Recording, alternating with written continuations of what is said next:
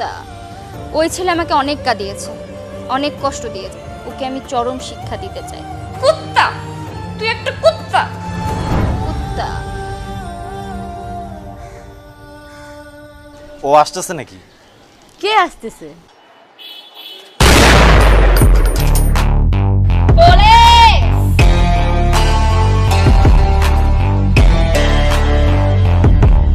Madam মাফ করে দেন। মাপ তো নাই রে, কিন্তু তুই স্বীকার কর যে ওই ছেলেটা তোর বস, তাহলে শাস্তি একটু কমবে।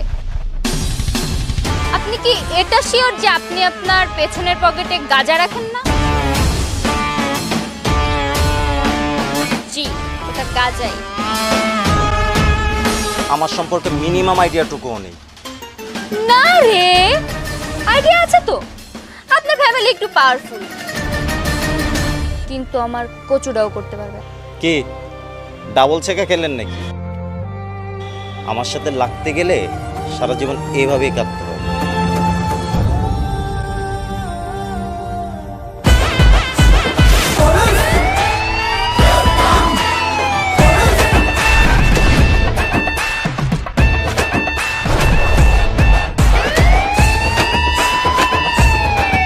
সাথী আপু, আপনি পুলিশ হলেন কেমনে?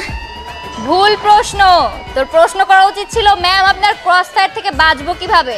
কেমনে পালা মানে? তো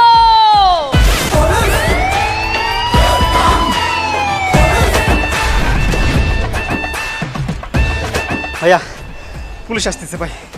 পুলিশ আসছে তো কি হয়েছে? ভাই পুলিশটাকে জানেন? আপনার এক্স গার্লফ্রেন্ড সাথী আপু। সাথে পুলিশ? কিভাবে? তোমার এক্স গার্লফ্রেন্ডের নাম সাথী? কই আগে বলো নাই তো? Just set up. ভাই আপনার এক্স গার্লফ্রেন্ড আপনারা ক্রস ফায়ারে দিব ভাই। আপনি যা করছেন আপুর সাথে। কি করেছিলে তুমি তোমার এক্স গার্লফ্রেন্ডের সাথে? তুমি একটু দয়া করে চুপ থাকবে? কই সে? ওয়েট ভাই, আমি দেখে আসি ভাই। কিরে, ও আসতেছে নাকি? কে আসতেছে?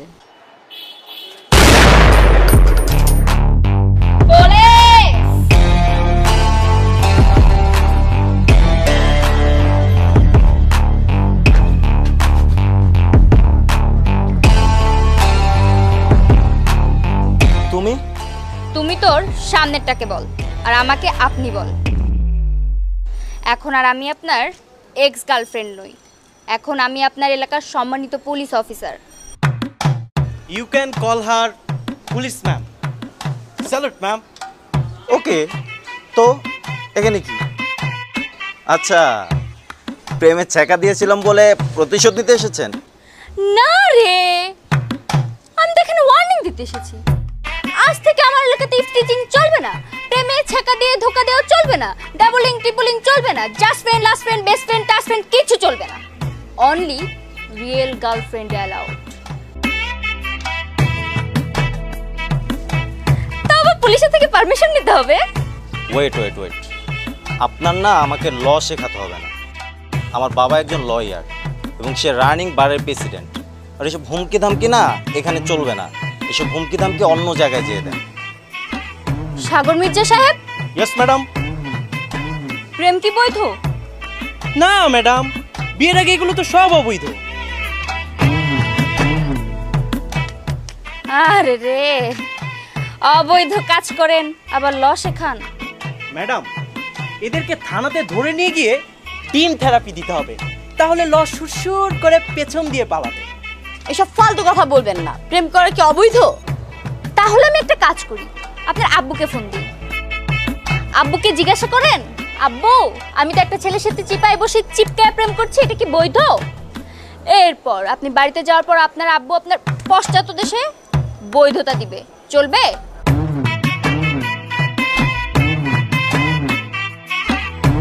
আর আপনি নেক্সট টাইম কোনো মেয়ের সাথে দেখলে খবর আছে। এখন আপনি এই মেয়ের সাথে ভালো করে প্রেম করতে পারবেন না, আবার ছ্যাঁকা দিয়ে ধোকাও দিতে পারবেন না। যাই করবেন অপরাধের ফাঁদে ফেলে দেব। এখন আপনি উভয় সংকটে।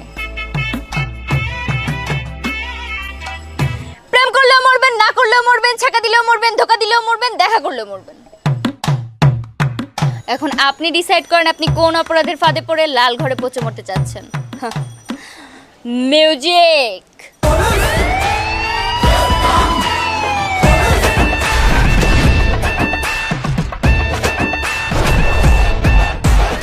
এই এই বাদরামি বন্ধ করুন। ওকে, বন্ধ করে দিলাম। সব বন্ধ করতেই তো এসেছি। কবে যে আপনার হাতে হাত করা করি আপনাকে লকআপবদ্ধ করব? ম্যাডাম, শুধু তো লকআপবদ্ধ না, টিম থেরাপিও দিতে হবে। বিম থেরাপি না, এবার খেলা হবে অন্য লেভেলে। এখন আর আমি সে আগের সাথে নেই আদর সাহেব, আপনার লাইফ তেজপাতা বানিয়ে ছাড়বো। আপনার না আমার সম্পর্কে মিনিমাম আইডিয়াটুকুও নেই। না রে, আইডিয়া আছে তো। আপনার ফ্যামিলি একটু পাওয়ারফুল, কিন্তু আমার কচুটাও করতে পারবে না। ওরে বাবা রে বাবা, আপনি তো দেখা যাচ্ছে অনেক পাওয়ারফুল অফিসার। আমি খুব ভয় পেয়ে গেছি। ভয়ে আমার কচু গাছের সাথে গলায় দড়ি দিতে ইচ্ছা করছে। কি দিব? Madam, acid.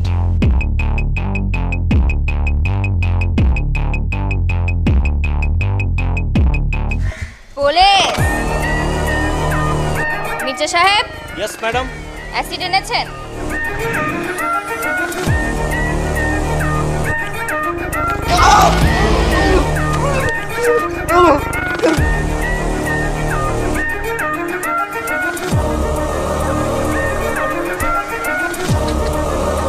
পানি মেরেছি তাতেই তোর এই অবস্থা, অ্যাসিড মারলে কি করতি?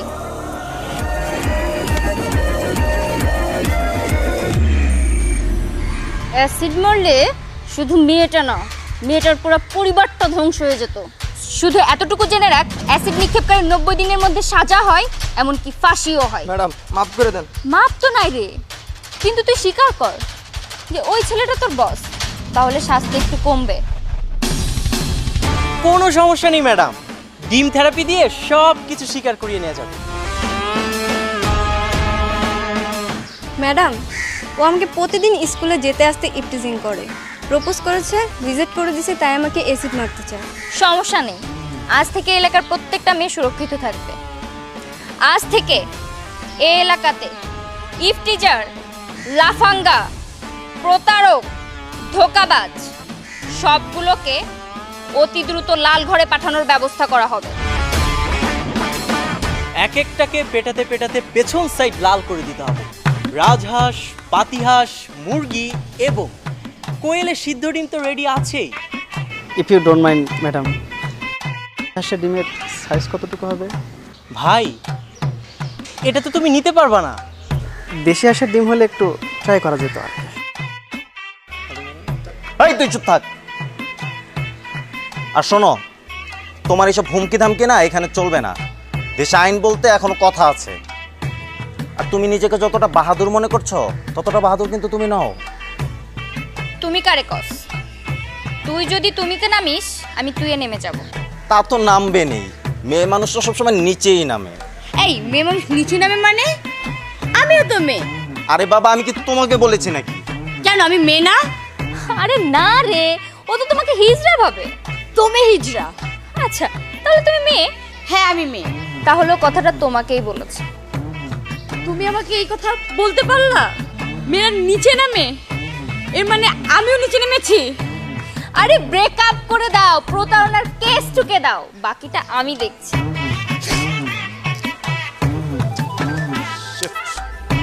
শুনুন ম্যাডাম, আপনি না আমার পিছনে লাগাটা বন্ধ করুন।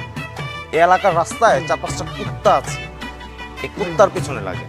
যদিও কাজগুলো মেথররা করে, এখন থেকে এই কাজগুলো আপনি করেন। আর কুত্তা নিয়ে ব্যস্ত থাকেন, আমার পিছনে লাগতে এসেন। কুত্তা? মির্জা সাহেব, ইয়েস ম্যাডাম। আমাদের দেশে কুত্তার জন্য যেন কি আইন আছে? আছে তো ম্যাডাম, লাঠি পেটা আইন, কামড়ালেই মায়ের। এই এলাকার সবচেয়ে বড় কুত্তার কথা কিন্তু আমার ভালো করেই মনে আছে। কুত্তা কুত্তা। নেক্সট টাইম তুমি আমার সাথে একদমই কন্ট্যাক্ট করার ট্রাই করবে না। বলেছি না আমাদের ব্রেকআপ, তারপরও আমার পিছনে কেন ঘুরঘুর করছো? তুমি এভাবে বলতে পারো না। এতদিনের রিলেশন কেন ব্রেকআপ করছো? কেন ব্রেকআপ করছি সেটা তুমি খুব ভালো করেই জানো। দয়া করে কুত্তার মতো আমার পিছনে ঘুরঘুর করবে না।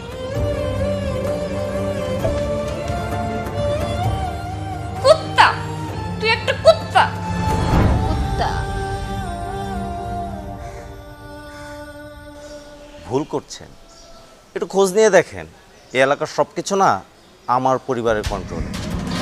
তাই নাকি? কিন্তু আমি তো অল টাইম আউট অফ কন্ট্রোলে থাকি। যে অল টাইম আউট অফ কন্ট্রোলে থাকে তাকে কন্ট্রোলে আনা যায় না। মিউজিক।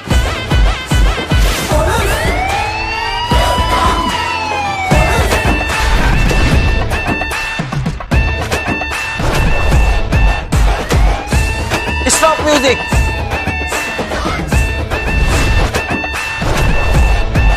এক সপ্তাহ টাইম দিলাম, এক সপ্তাহের মধ্যে না আপনার এই বান্দর নাচ আর আপনি সোজা বান্দরবন ট্রান্সফার। এক সপ্তাহ টাইম নিলাম, এর মধ্যে আপনাকে লাল ঘরে পাঠানোর ব্যবস্থা করব। ছেকা দিয়েছিলাম বলে প্রতিশোধ নিচ্ছেন তাই না? আরে না রে, আমি তো আমার ডিউটি পালন করছি। ভাই এত কথা বলে লাভ নেই, ওনার চাকরি খাই দিন তো। মির্জা সাহেব, ইয়েস ম্যাডাম। চাকরি খাওয়ার কথা শুনে মনে পড়ে গেল, আমরা তো দুপুরে খাই নাই। চলেন খেয়ে আসি।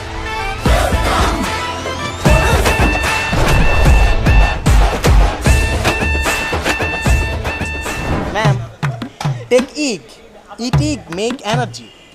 মির্জা সাহেব, এসব ভুলবার ইংরেজি বলছেন কেন? ম্যাডাম, প্রমোশন লাগবে না? তো প্রমোশন লাগবে, বিবিসি জার্নাল থেকে একটা কোর্স করে নেন। একটা কোর্স 100 টাকা, 3টা কোর্স 230 টাকা। ডিসক্রিপশনে লিংক দেওয়া আছে, জয়েন করে কোর্সটা করে নেন। আচ্ছা ঠিক আছে, সেটা আমি করে নিচ্ছি। কিন্তু ম্যাডাম, একটা কাজ তো করে ফেলেছি। কি কাজ? ডিম বিক্রেতা আছে না, ডিম বিক্রেতাকে বলে আসলাম থানার সামনে বসে ডিম সিদ্ধ কর। ম্যাডাম, ওর কাছে কোয়েলের ডিম থেকে শুরু করে রাজহাঁসের ডিম সব পাওয়া যায়।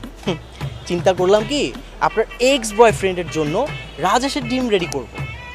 মির্জা সাহেব, এজন্যই সবাই আপনাকে ডিম পাগলা হাবিলদার বলে। সে বলুক ম্যাডাম।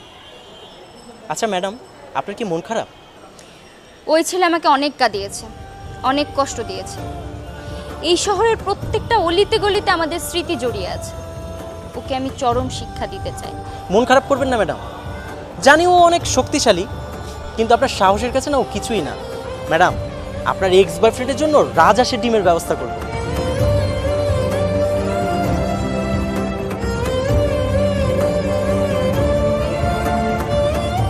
হ্যালো।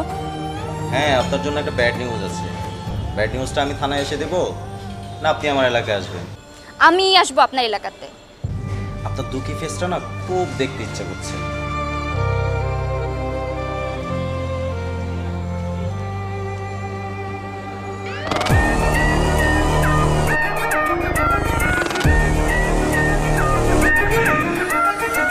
এসে গেলাম আপনার এলাকাতে, নিজের দুঃখী ফেসটা দেখাতে।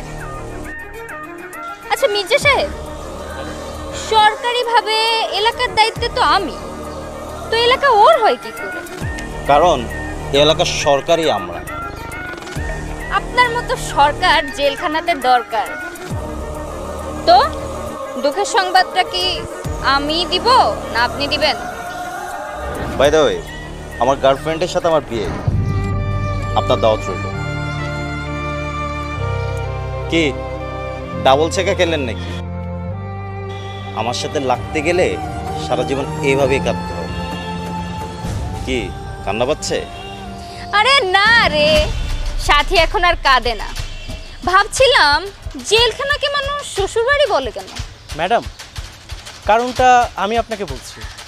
ওনাদের মতো কিছু কিছু লোক বিয়ের দিন পকেটে গাঁজা রাখে, তারপর অ্যারেস্ট হয়ে সোজা জেলে চলে যায়, আর বসে বসে ভাবে এইটাই তার শ্বশুরবাড়ি। তো পকেটে গাঁজাটা নিয়ে ঘুরেন না যেন বিয়েতে।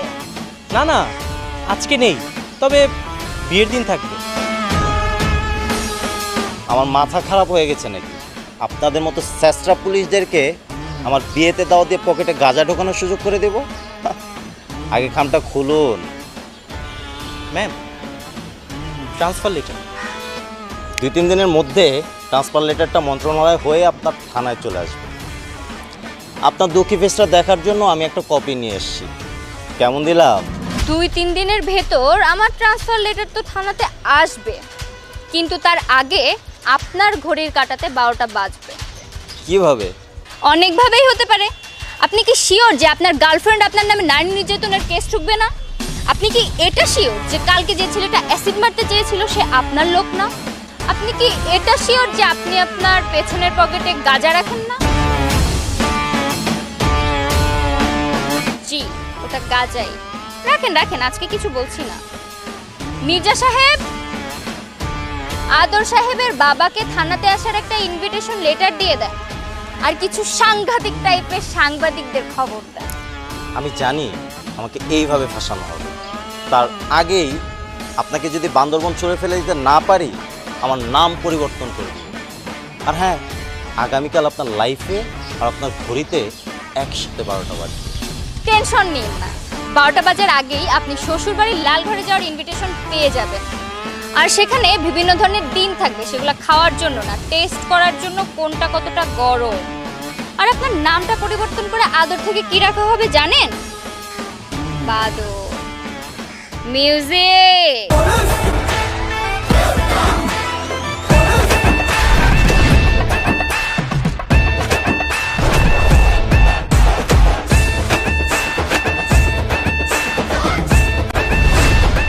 হ্যালো জনগণ, কি মনে হয় পুলিশ ম্যামকে কি বান্দরবনে ট্রান্সফার করতে পারবে, নাকি এক্স বয়ফ্রেন্ড নিজে অ্যারেস্ট হয়ে যাবে?